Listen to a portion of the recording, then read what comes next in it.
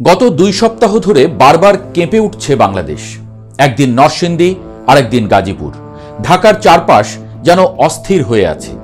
মাত্র 14 দিনে 5 বার ভূমিকম্প, মানে ব্যাপারটা এমন দাঁড়িয়েছে যেন বাংলাদেশের নিচে একটা দানব আছে, একবার নড়াচড়া করে উঠছে আর তাতে ভূমিকম্প হচ্ছে।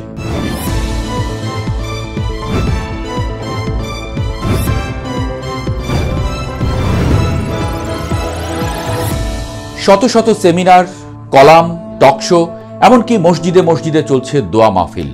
এই যাত্রায় যেন কোনো মতে বেঁচে পড়তে যাই। সবারই এই এক উদ্দেশ্য, কে বাঁচাবে আমাদের। ঢাকা শহরের 3 কোটি মানুষ যখন সবকিছু ছেড়ে দিয়ে প্রকৃতির হাতে, অনেকটা রাখে আল্লাহ মারেকে টাইপ অবস্থা। তবে শুনুন, এই ভয়ঙ্কর পরিস্থিতিতে কে বাঁচাতে পারে আমাদের? কে না বলে কারা বলাই ভালো। সাপ, ব্যাঙ, ছাগল আর কুমির, এমনকি আপনার আশেপাশে থাকা গৃহপালিত পশুও। 1975 সালের চীনের হাইচেং ভূমিকম্পের আগে হাজার হাজার ব্যাঙ শহর ছেড়ে বেরিয়ে পড়েছিল, যাতে স্থানীয়রা তাজ্জব বনে গিয়েছিল। তাদের সেই অবাক হওয়ার রেশ না কাটতেই প্রচণ্ড এক ভূমিকম্প অনুভূত হয় শহরটিতে। একেবারে উল্টো ঘটনা ঘটে ইতালির অ্যাকিলায়। 2009 সালে বড় ভূমিকম্পের কয়েকদিন আগে স্থানীয় পুকুর থেকে ব্যাঙ হঠাৎ উধাও হয়ে যায়। ইউরোপীয় গবেষকরা পরে আবিষ্কার করে মাটির ইলেকট্রোম্যাগনেটিক পরিবর্তন ব্যাঙের স্নায়ুতে সরাসরি প্রভাব ফেলে, তাই তারা আগেই অস্বাভাবিক প্রতিক্রিয়া দেখায়। এমনকি 2004 সালের ইন্দোনেশিয়া মিয়ানমারের ভয়াবহ সুনামির আগে কুমির, হাতি ও হরিণ পানির বিপরীত দিকে সরে যেতে দেখা যায়। থাইল্যান্ডে পর্যটকদের অনেকে জানিয়েছেন, সুনামির ঠিক আগে হাতিরা পর্যটক বোঝাই গাড়ি ফেলে উঁচু জায়গার দিকে দৌড়তে শুরু করেছিল। আর তাই হঠাৎ করে অনেক পিঁপড়া দেখে এতদিন যদিও বা বিরক্ত হয়ে থাকেন, এখন থেকে ধরে নিতে পারেন এটাও কোনো একটা সংকেত। হয়তো অনেক বৃষ্টি আসতে পারে, কিংবা কে জানে, হয়তো বড় কোনো ভূমিকম্পের আগাম সংকেত পেয়েই তারা হাজির হয়েছে আপনার বাড়িতে।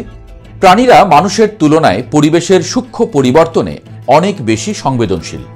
ভূমিকম্পের আগে ভূগর্ভে যে মাইক্রো ফ্র্যাকচার তৈরি হয়, সেখান থেকে ক্ষুদ্র কম্পন ছড়ায়, যা মানুষ টের না পেলেও কুকুর, ঘোড়া, হাতি, এমনকি পিঁপড়াও অনুভব করতে পারে।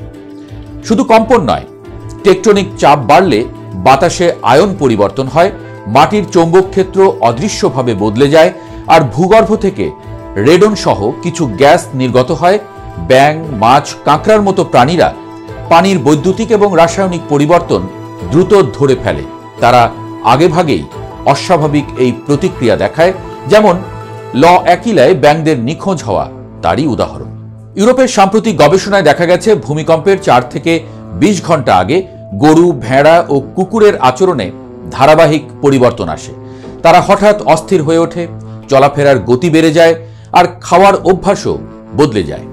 গবেষকরা এটিকে কাকতালীয় বলার সুযোগ পাননি, কারণ একই আচরণ বারবার ভূমিকম্পের আগেই দেখা গেছে। জাপান এই পর্যবেক্ষণকে প্রায় একটি বিজ্ঞান হিসেবে প্রতিষ্ঠা করেছে। সেখানে প্রাণীর আচরণকে কখনোই ভূমিকম্প পূর্বাভাস বলা হয় না, কিন্তু ঝুঁকির সংকেত হিসেবে খুব গুরুত্ব দেওয়া হয়। বিশ্ববিদ্যালয়, আবহাওয়া দপ্তর এবং প্রাণীবিজ্ঞান গবেষণা কেন্দ্র মিলিয়ে তৈরি করা হয়েছে দীর্ঘমেয়াদী আচরণ ডেটাবেজ। গবাদি পশুর শরীরে লাগানো সেন্সর তাদের চলাফেরা, হৃদস্পন্দন, উত্তেজনার স্তর পর্যন্ত রেকর্ড করে। জলজ প্রাণীর ক্ষেত্রে পানির রাসায়নিক মানে সামান্য পরিবর্তনও মনিটর করা হয়। সবচেয়ে বড় বিষয়, জাপানের সাধারণ মানুষও এই ব্যবস্থার অংশ। তারা আগে রিপোর্ট করে, কুকুর হঠাৎ ঘেউ ঘেউ করছে, ব্যাঙ দল বেঁধে বাইরে এসেছে, পাখি দিক পরিবর্তন করেছে। এভাবে হাজার হাজার রিপোর্ট একত্র হয়ে আচরণগত মানচিত্র তৈরি হয়। এই ডেটাগুলো পরে ভূমিকম্পবিদদের সিসমিক ডেটা, রেডন নির্গমন, মাটির চাপ পরিমাপ এবং ইলেকট্রোম্যাগনেটিক সিগন্যালের সঙ্গে মিলিয়ে বিশ্লেষণ করা হয়। অর্থাৎ প্রাণীর আচরণ সেখানে অতিরিক্ত চোখ হিসেবে কাজ করে। বাংলাদেশে এখনও এসব কোনো আনুষ্ঠানিক কাঠামোর অংশ নয়, যদিও প্রয়োজনীয়তার জায়গা বিশাল। চট্টগ্রাম, সিলেট, টেকনাফ, কক্সবাজার অঞ্চল ভূমিকম্প প্রবণ। এখানে বিশ্ববিদ্যালয় ভিত্তিক গবেষণা প্রকল্প শুরু করে গরু, ছাগল, হাঁস, মুরগি, কুকুর, বিড়াল, পাখি, ব্যাঙ, কাঁকড়ার আচরণের একটি জাতীয় ডেটাবেজ তৈরি করা যেতে পারে। খামারিদের প্রশিক্ষণ দেয়া যেতে পারে কিভাবে অস্বাভাবিক আচরণ নথিবদ্ধ করতে হয়।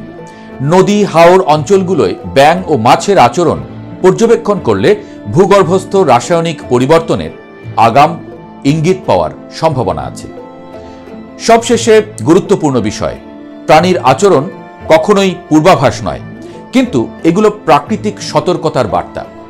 আধুনিক যন্ত্রপাতি ব্যর্থ হতে পারে, মানুষ টের পায় না, কিন্তু প্রকৃতি নিজের সংকেত পাঠায় সাপ, ব্যাঙ, ছাগল, মুরগি, কুকুর, পাখি আর কুমিরের মাধ্যমে।